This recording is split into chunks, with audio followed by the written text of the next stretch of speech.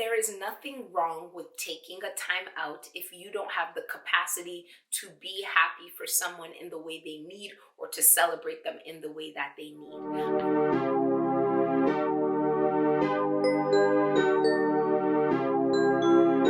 Hey friend, welcome back to my channel. Today I want to talk to you about the moments where it's hard to be happy for the people that we love the most. Where it gets hard is when we are in some of the lowest points in our lives while some of the people we love and care about are in the highest points in theirs. And that space in between where we are and where they are can be very, very difficult for us to close in some situations.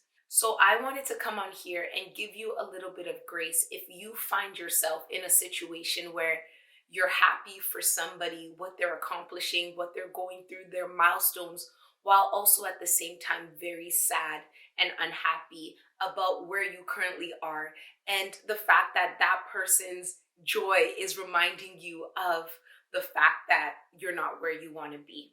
When you can't fully feel joy for others, it can make you feel as if you're a bad person, as if you don't care, as if you're selfish. And I want to let you know that that is not the case. Because at the end of the day, what we feel, we cannot control, but what we do with our feelings is what we can control. So if you are finding that somebody in your life is in a place where you should be overjoyed for them, but there's a piece of you that is struggling to get to that, I want to help you change your perspective on that. Give yourself grace while also being able to honor that person and their milestone in a way that will be what they deserve and also not be overwhelming to you. There is nothing wrong with taking a time out if you don't have the capacity to be happy for someone in the way they need or to celebrate them in the way that they need. I think this is where it really gets tough for people, where you know what you're feeling and you know what you should be feeling, and you start to try and fight against your feelings to be there for that person, but those feelings are way too strong. I am a firm believer, and I hope that you can take this away too, in taking a time out. If I know that my attitude, the way I'm feeling, what I'm processing internally, that probably has nothing to do with someone who I love and I care about, could have a negative impact on them, I step away. But trust me, in the long run, people will always be more thankful that you were able to make the executive decision to take a step back instead of joining in and forcing yourself to be somewhere that you didn't have the energy to be and becoming a rain cloud over their situation. Sometimes other people's situations will remind us that we are lacking certain things in our life, and that doesn't mean that you're not happy for them. That doesn't mean that you don't love them. That doesn't mean that you don't care for them. That doesn't even mean that you wish them bad. What it means is that this is a shocker to you, and it's reminding you of the fact that you want your own version of that. It could be something that you need to actually step up and do the work on, or it could be something that you're patiently waiting for your turn to come. But in all situations, it has nothing to do with that person. And I would say when you are feeling like this, especially about someone who you love and care for, have the conversation with them. Let them know what you're feeling. Let them know why you're stepping away, and also express the fact that you have tremendous joy and happiness for them. But this internal part of you is what is causing you to not be able to express it to the fullest of your ability. If the person really is your friend, if there's someone who loves you and cares about you, I'm not saying they won't be disappointed. They probably will be. But at the end of the day, looking long term, they will respect you so much more for your honesty and candor than if you were to just hold it in and force yourself into places where you're not ready or able to be.